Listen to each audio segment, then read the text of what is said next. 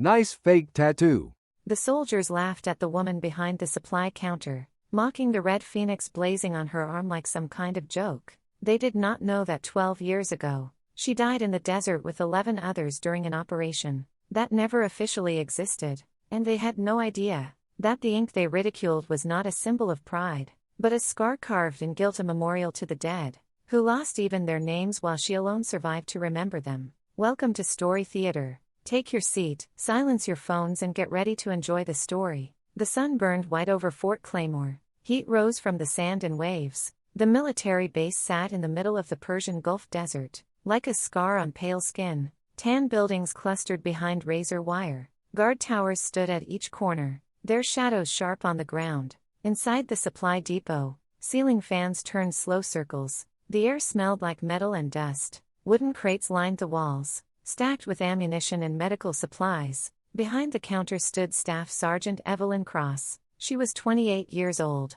Her dark hair was pulled back in a tight bun. Her uniform was pressed with military precision, but her sleeves were rolled up, not carelessly. Each sleeve had been folded exactly 3 times, stopping below the elbow. The creases were sharp and deliberate. Every other soldier kept their arms covered, but Evelyn Cross wore her skin bare. On her right forearm, a red phoenix blazed. The tattoo stretched from wrist to elbow. The bird's wings spread wide in crimson, ink so bright it looked wet. Orange and gold flames curled around the edges. Black eyes stared out. Every feather had been drawn with careful detail. It was the kind of tattoo that took hours of pain, the kind that cost real money, the kind that meant something. 3 privates stood near the back wall. They were new recruits, fresh from training. Their skin was pink from sunburn. Their boots were still stiff. They whispered and laughed, glancing toward Evelyn. The tall one with acne scars nudged his friend. "Look at that ink," he said, voice low but not low enough.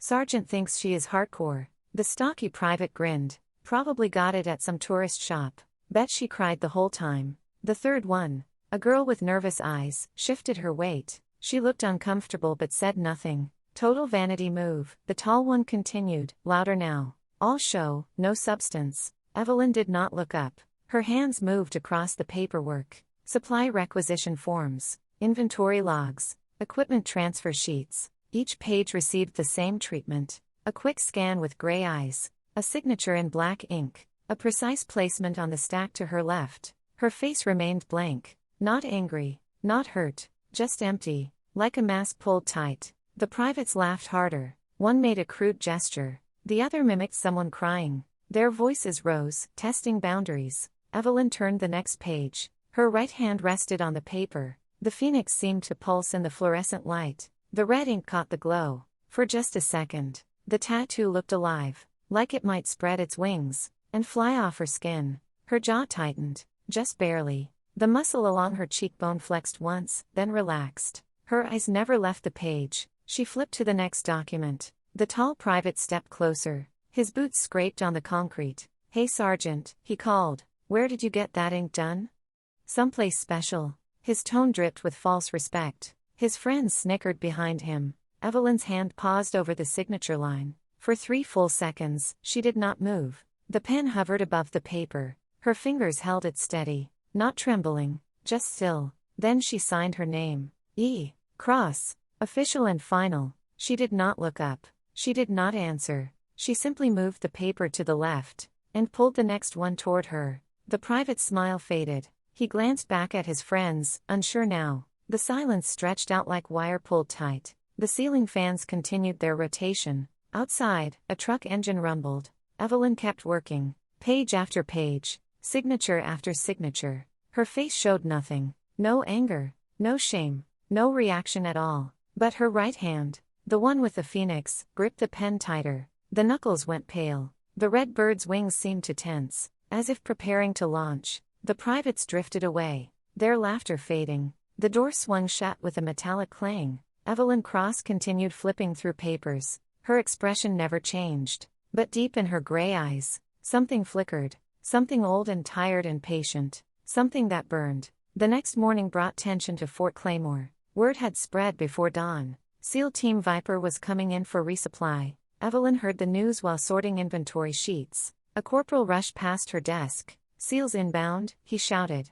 ETA 20 minutes. She kept working. Her pen moved in steady strokes across the paper. Equipment requests. Ammunition counts. The same routine as always. Outside, the base transformed. Mechanics cleared space. Medics prepped supplies. The landing zone was swept clean. Everyone knew what SEAL teams meant. Real combat. Real missions. The sound came first. Deep rhythmic thumping that grew louder. Helicopter rotors cutting through desert air. Through the window, Evelyn saw soldiers gathering near the landing zone. The Black Hawk descended in a cloud of sand. Its shadow swept across the ground like a giant bird. The door slid open. 6 figures emerged through the dust. SEAL Team Viper. They moved like shadows given form. Black tactical gear. Weapons slung across backs. Faces hardened by things most soldiers never saw. They walked with quiet confidence of men who survived. What should have killed them? At the front walked Captain Isaac Rowan. Broad shoulders. Steady gait. The kind of commander who led from the front. Evelyn watched from the window. She felt nothing. Just hollow emptiness. She turned back to her paperwork. 10 minutes later, the depot door opened. Boots on concrete. Multiple footsteps. SEAL Team Viper. Filed into the supply depot. 6 operators, dusty and tired. They carried the smell of cordite and sweat. Captain Isaac Rowan entered last. He was in his mid-30s, with a strong jaw and eyes that had seen too much. A scar ran along his left temple. His uniform was faded from sun and use. He approached the counter with a requisition list. "Resupply request for Team Viper," he said. His voice was deep and controlled. "Standard loadout plus extra medical." Evelyn reached for the paper without looking up. "I will need your authorization code. Victor 79er Alpha 4. She wrote it down. Then she glanced up to confirm his identity. Their eyes met. Captain Isaac Rowan saw the tattoo. His entire body went rigid, every muscle locked. His eyes fixed on her right forearm, where the red phoenix blazed. The color drained from his face. His jaw clenched so tight, the tendons in his neck stood out. For 5 full seconds, he did not breathe. Behind him, his team members noticed. They stopped and turned. The depot went silent except for the ceiling fans overhead. Rowan's right hand came up slowly. Precise. Deliberate. His fingers extended straight. His palm pressed flat against his brow. A salute. Not casual. A salute of absolute respect. The kind reserved for fallen heroes. For legends. For ghosts. He held it there. Silent. His eyes never leaving her face. The other soldiers stared. Mouths open. Eyes wide. A Navy SEAL captain did not salute a staff sergeant. Ever. But here stood Captain Isaac Rowan, saluting a supply clerk. Evelyn's face showed nothing, but her hand trembled slightly. The phoenix seemed to ripple as her muscles tensed. She did not return the salute, did not speak, just stared back with empty gray eyes. After a long moment, Rowan lowered his hand. His face had gone pale. His breathing was shallow. He opened his mouth as if to speak, then closed it. Without a word, he turned and walked toward the exit. His team scrambled to follow. Confusion written across their faces. One tried to ask a question. Rowan waved him off. The door swung shut. The soldiers left behind erupted into whispers. Shocked voices. Urgent questions. What just happened? Why did he salute her? Who is she really? Evelyn stood motionless behind the counter. The requisition form lay unsigned. Her right hand was clenched into a fist. The phoenix's wings compressed under white knuckles. Deep in her gray eyes, something cracked. Just a little. Just enough to let a flicker of old pain through. Then she picked up her pen and went back to work. By noon, the photograph appeared on the mess hall bulletin board. Someone had printed Evelyn's personnel photo. Across her forehead, a single word in thick black marker. Imposter. Soldiers gathered around during lunch. They pointed and whispered. Some laughed. The mystery of Captain Rowan's salute had become base gossip. Now the backlash had begun. Evelyn walked into the mess hall at 12:30. She carried her tray toward an empty corner table. Every head turned to watch her pass. The conversation stopped. 200 pairs of eyes followed her. Some curious, some hostile, most confused. She sat down alone, her back straight, her face blank. She began to eat. Nobody approached. Near the entrance, Private Leah Knox stood holding her tray. She was 19 years old, fresh from basic training. She had bright eyes and freckles. Her uniform still looked new. She watched Evelyn eating alone. Her expression shifted to something softer, something like sympathy. Leah glanced at the bulletin board.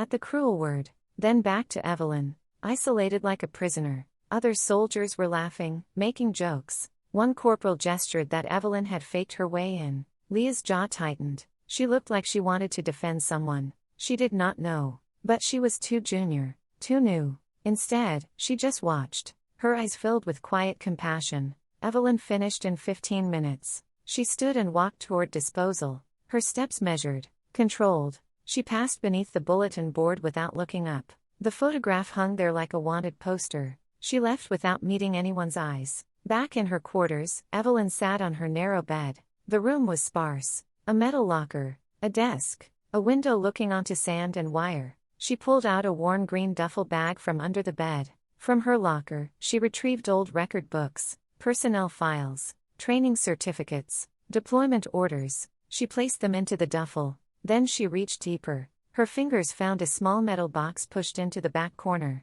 Old military issue. Green paint flaking off. A simple latch. Evelyn set it on her lap. For a long moment, she stared at it. Her hands rested on the lid. Her face remained blank. But something moved behind her eyes. Something ancient and heavy. She flipped the latch and opened the box. Inside lay 3 items. A military ID tag on a chain, tarnished and scratched. The name stamped into it was not hers. 2 bullet casings, brass, corroded with age, fired from a rifle in combat, and a folded piece of paper, yellowed and creased. Evelyn unfolded it with gentle fingers. Her eyes scanned the faded ink. Official notation, operation codes, grid coordinates. At the top, underlined twice, Operation Black Ember. Her thumb traced the letters. Her breathing slowed. Her jaw clenched tight. For just a moment, her control slipped. Pain flickered across her face. Raw and real. The kind that comes from losing everything. The kind that never heals. Then she folded the paper, placed everything back, closed the lid, latched it with a soft click. She put the box into her duffel bag, nestled among the records. Then Staff Sergeant Evelyn Cross stood up, straightened her uniform, and walked back out into the desert heat to finish her shift. Major Colt Jensen stared at the computer screen. He was 42 years old, gray at his temples, deep lines around his eyes. A career officer who believed in order. The screen showed an error message. File not found. He had typed Staff Sergeant Evelyn Cross's service number 3 times. Each time, the same result. No personnel file. No service record. No deployment history. Nothing. Every soldier had a file. Every single one. The system tracked everything. He picked up the phone. "This is Major Jensen. I need a system check on personnel records." He waited. Outside, soldiers moved across the compound. The IT specialist came back. "Sir, the system shows no errors." "Then why can I not pull up Cross, Evelyn? Service number 789246. Keyboard clicking. "Sir, that service number does not exist in our database. Run it again." "Negative, sir. No record found." Jensen hung up. His jaw worked side to side. He walked to the filing cabinet. Physical backups. Paper records. He pulled open the drawer marked C through D. Carter. Chapman. Cromwell. No Cross. He checked twice. 3 times. Nothing. He returned to his computer. Communication logs. Every soldier generated electronic traffic. Emails. Orders. Reports. He entered her name. 0 results. As if she had never sent or received a single message. Jensen grabbed his cap and left his office. 20 minutes later, he found Evelyn in Warehouse 3. She was checking serial numbers on radio equipment. She held an old model scanner. The kind the military stopped using years ago. "Sergeant," he called. She turned. Her face showed no surprise. Just empty acknowledgement. "Sir." He approached. His eyes went to the scanner, then to the equipment around her. Old models. Outdated gear. A rifle propped against the wall. An older variant. "May I see your scanner?" Evelyn handed it over. Jensen turned it over. Found the serial number plate. His eyes widened. X-R. Decommissioned equipment code. Gear officially discarded years ago. He checked the rifle. Same prefix. X-R. "Where did you get this equipment?" His voice was tight. "It was issued to me, sir." "By whom?" "Supply, sir." "When?" "When I was assigned here, sir." Jensen stared at her. Her face revealed nothing. Ghost equipment. No records. No communication trail. "Dismissed," he said quietly. Evelyn took her scanner and returned to work. Jensen walked back across the base. His mind churned. By evening, he called in 2 trusted sergeants, told them what he had found. Within hours, the rumor spread. In the mess hall, soldiers whispered, "She is from intelligence. Black Ops. Has to be. That is why there is no file. That is why the captain saluted her." The gossip moved through the base like wildfire. By nightfall, everyone had heard. Staff Sergeant Evelyn Cross was not just a supply clerk. She was something else entirely. Something the military wanted to keep hidden. The summons came at 0600 hours. A private handed Evelyn a folded paper. "Report to Major Jensen's office immediately." She read it once, placed it in her pocket. Her face showed nothing. 20 minutes later, she knocked on Jensen's office door. "Enter." The office was small and hot. Jensen sat behind his desk. His eyes were hard. "Close the door, Sergeant. Sit." She sat in the metal chair, her back straight, her hands on her knees, her face blank. Jensen stared at her, searching for cracks. "I have been going through records. Do you know what I found?" "No, sir. Nothing. No file. No communication logs. You are a ghost in the system." Evelyn said nothing. "Your equipment is decommissioned. The serial numbers should not exist." He leaned forward. "So I am going to ask you once. Who sent you here?" Her jaw tightened. Her fingers pressed harder against her knees. But her voice stayed steady. "I was ordered to work here, sir. That is all." "Ordered by whom?" "My commanding officer, sir." "Name?" A pause. "That information is in my file, sir." "There is no file." Jensen stood abruptly. His chair scraped back. "You show up like a ghost, and expect me to believe you are just a supply clerk." Evelyn remained seated. Her eyes followed him as he paced. "I think you are intelligence. Special operations. Something classified." He stopped in front of her. "That SEAL captain recognized you from something." "I am a supply clerk, sir." "Liar." The word hung like a slap. Something flickered in her eyes. Something cold. Jensen leaned down, his face inches from hers. "I will find out what you are hiding. Tell me now." "There is nothing to tell, sir." The door opened. Colonel Tanner Voss stood in the doorway. 50 years old, iron gray hair, face like granite, 3 rows of ribbons on his chest. "Major Jensen," he said quietly, too quietly. "A word." Jensen straightened. "Sir, I was just, now."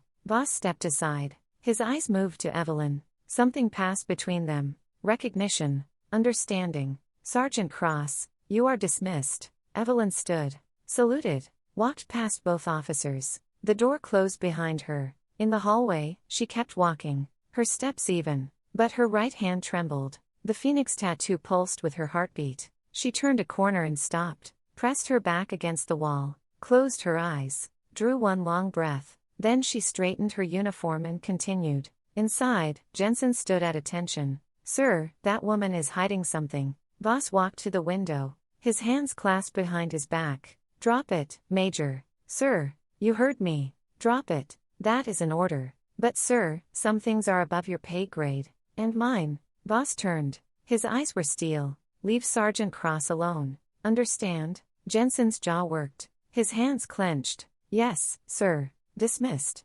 Jensen left. But his mind was already working, already planning. She was hiding something big, and he would find out what. Colonel Voss waited until midnight. The base was quiet. Most soldiers were asleep. He walked across the compound, toward the old storage building. It sat in the far corner, forgotten and neglected. Paint peeled from the walls. Rust covered the metal door. Nobody had used it in years. Voss pulled out a key ring, found the old brass key. The lock resisted, then turned with a grinding sound. The door opened into darkness. He clicked on his flashlight. The beam cut through dust thick as fog. Rows of metal shelves stretched into shadow. Boxes stacked floor to ceiling. Files from decades past. Voss moved deeper into the building. His footsteps echoed on concrete. The air smelled like mold and old paper. He knew what he was looking for. Operation Black Ember. A mission erased from official records. A ghost operation that never officially existed. But Voss had been in the military for 30 years.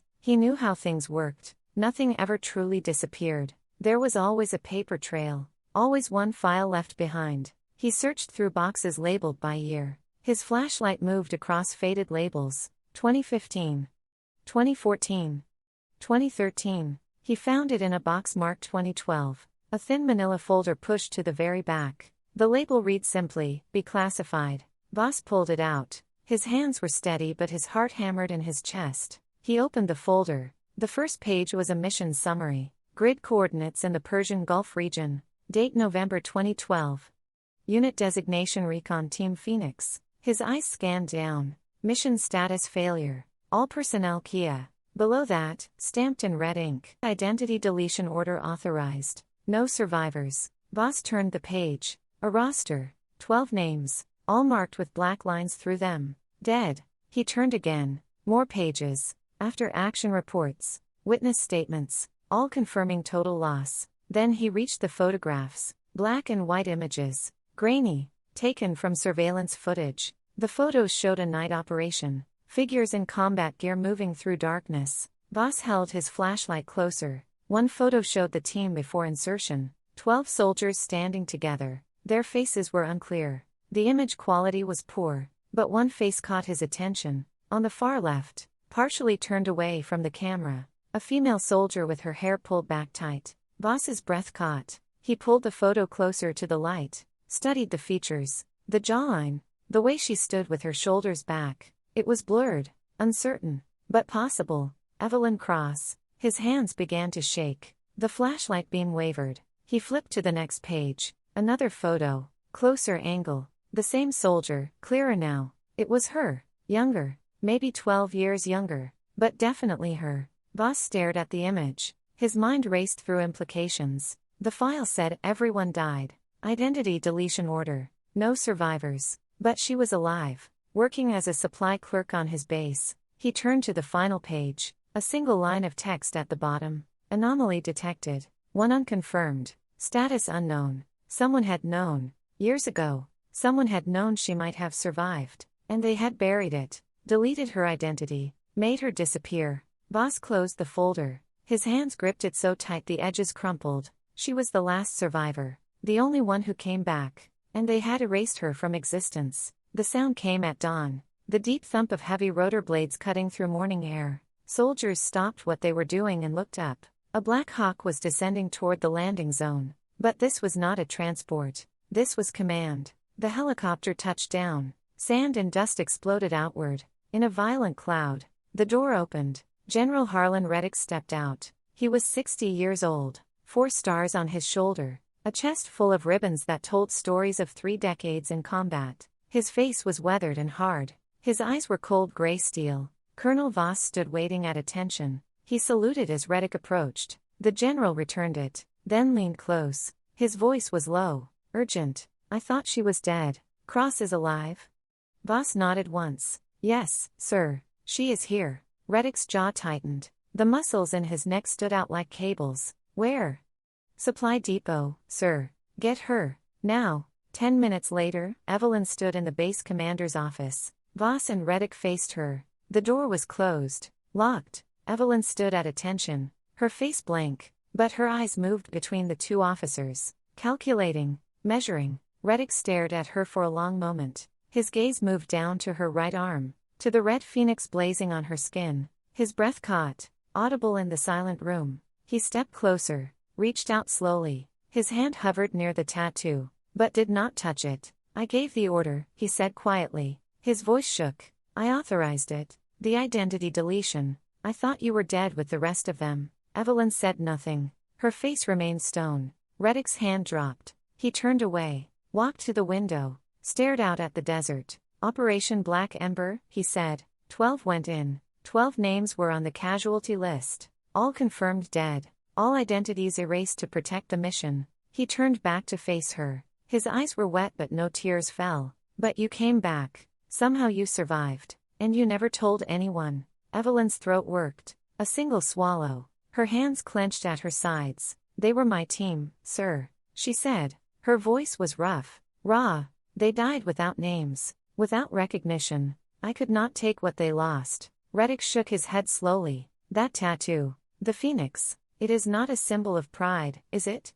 "No, sir. It is guilt. Survivor's guilt." Evelyn's jaw clenched so tight her teeth ground together. Her eyes glistened but stayed dry. "Every day," she whispered. "Every single day I remember them. The tattoo makes sure I never forget. Reddick moved closer, stood directly in front of her. His voice dropped to barely above a whisper. You were the youngest, 23 years old, reconnaissance specialist. You went in first, found the enemy compound, called in the team. Evelyn's breathing grew shallow. Her shoulders trembled. The ambush was my fault, she said. Each word came out like broken glass. I missed the secondary positions. I led them into a trap. You were following orders. I got them killed. You survived. I should not have. The room fell silent. The only sound was the ceiling fan turning overhead. Reddick reached out and placed his hand on her shoulder. The gesture was gentle, fatherly. That is why you disappeared. Why you took a nothing assignment as a supply clerk.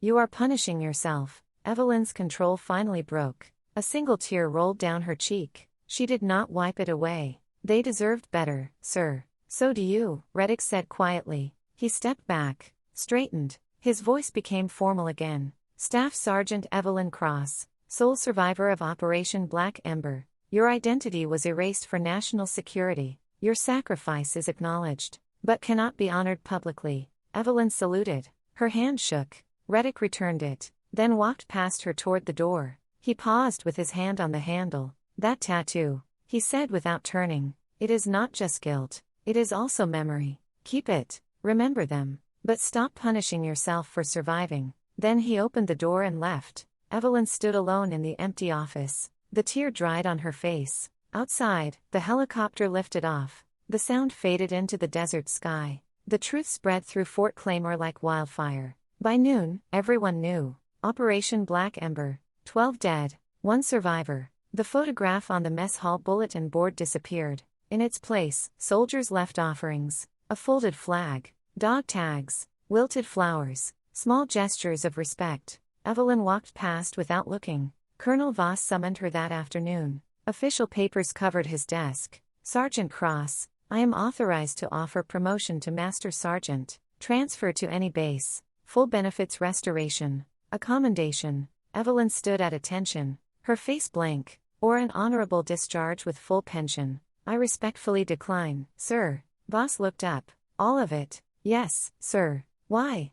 I am fine where I am, sir. Voss studied her face, searching for understanding. Peace. He found nothing. You have earned recognition. No, sir. I survived. That is all. Her jaw tightened. Her hands clenched behind her back. Voss sighed. Dismissed. She saluted and left. Outside, Private Leah Knox was waiting, her young face uncertain. Sergeant, Leah called softly. Evelyn stopped, turned. Leah approached slowly. I wanted to say I am sorry for what happened to your team. Thank you. Leah looked down, then back up. Can I ask something? Go ahead. Why did you hide it? Why let people think you were nobody?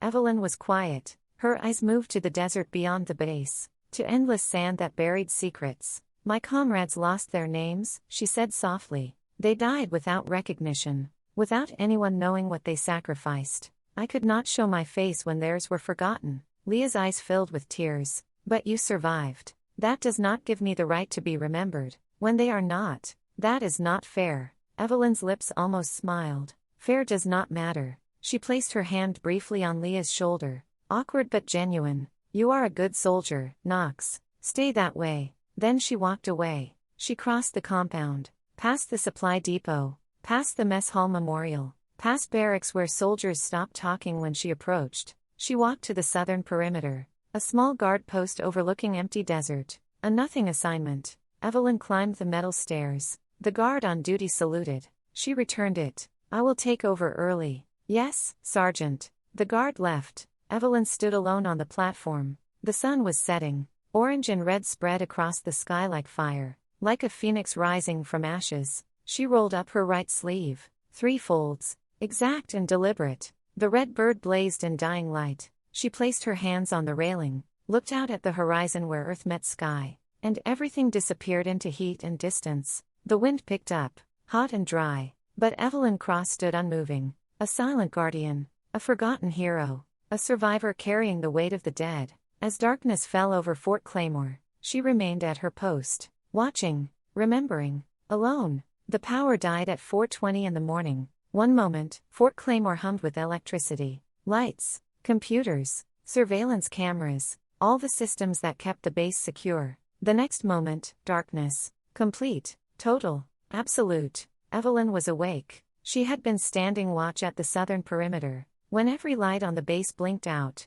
the sudden blackness was so complete it felt solid. She did not move, did not panic. Her hand went automatically to her sidearm. Her eyes adjusted quickly to the dark. Something was wrong. Power failures did not happen like this. Not all at once. Not every system simultaneously. This was deliberate. She keyed her radio. Static. Dead.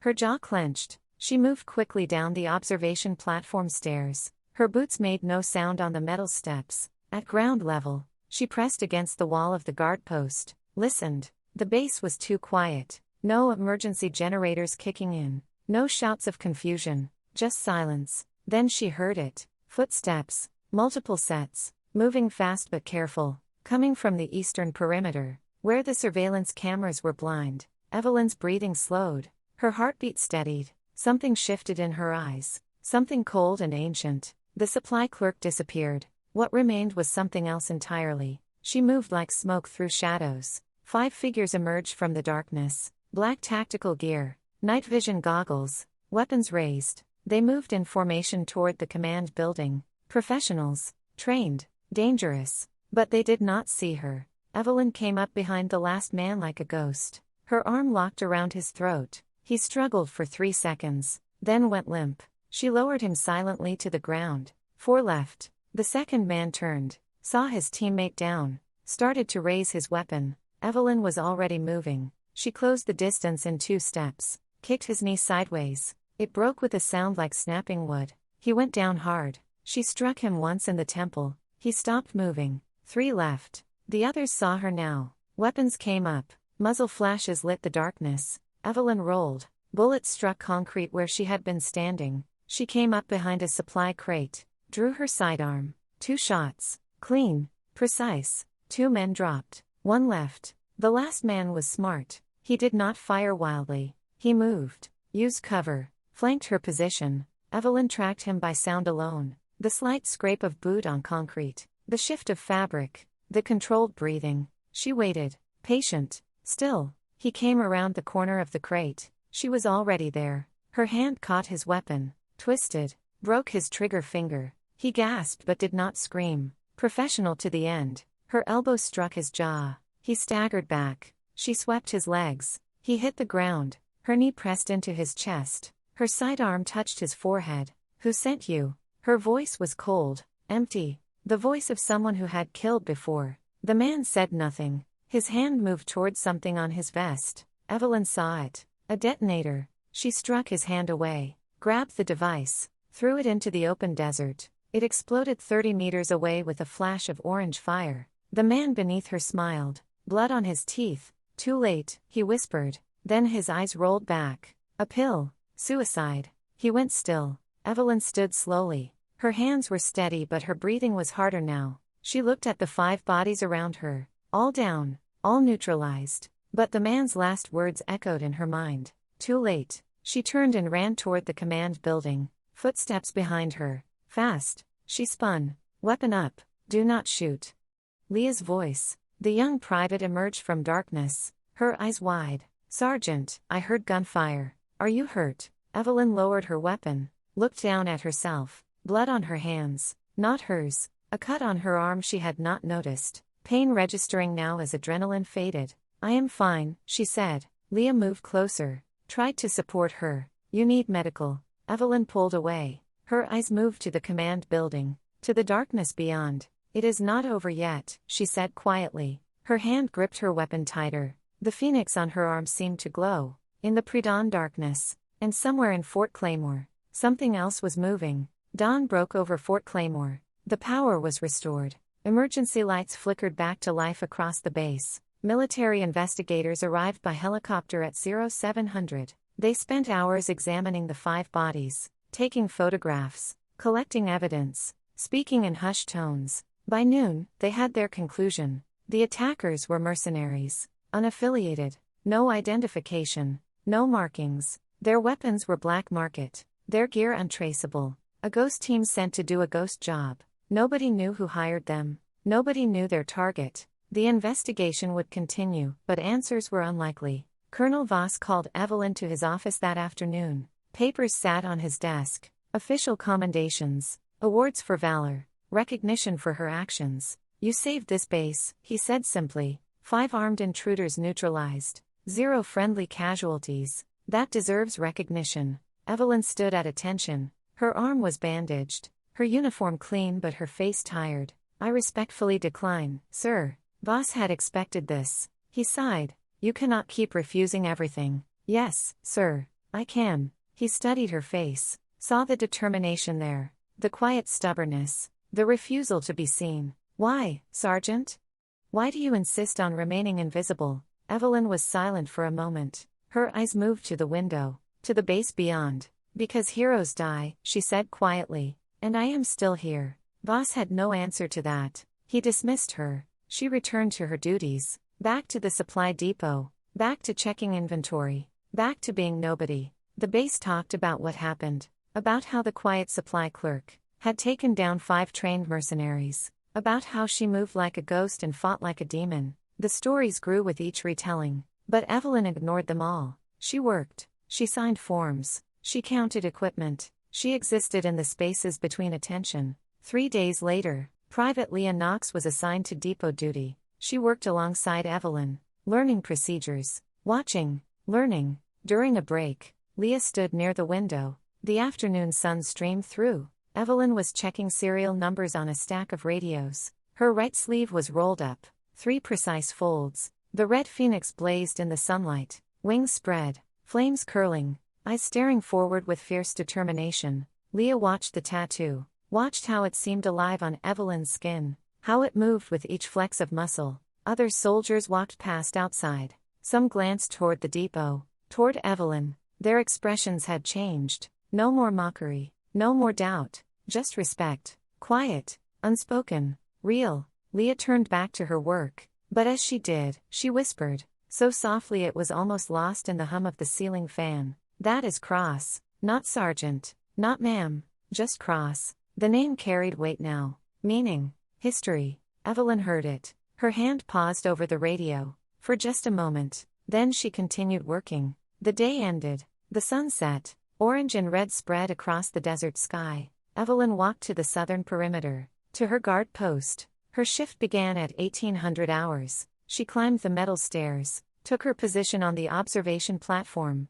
She rolled up her right sleeve. The ritual complete. 3 folds, perfect creases. The phoenix caught the last rays of sunlight, red and gold and orange. The bird seemed to glow, to burn, to rise from ashes into flight. Below, soldiers moved across the base. Some looked up at the guard tower, at the silhouette standing watch. They did not salute, did not call out, but they saw her. They knew. The supply clerk who was something more. The forgotten soldier who remembered. The survivor who carried the dead. Staff Sergeant Evelyn Cross stood alone against the darkening sky. The phoenix on her arm blazed like fire, not a symbol of pride, not a mark of glory, but a promise, a memorial, a testament to those who fell. The wind picked up, the desert breathed, and Evelyn remained, watching, guarding, remembering. Forever, she survived, but she never truly came back. If this story stayed with you, remember the ones who didn't. Like, share, and subscribe. Your words in the comments keep their memory alive. Thanks for watching. This has been Story Theater.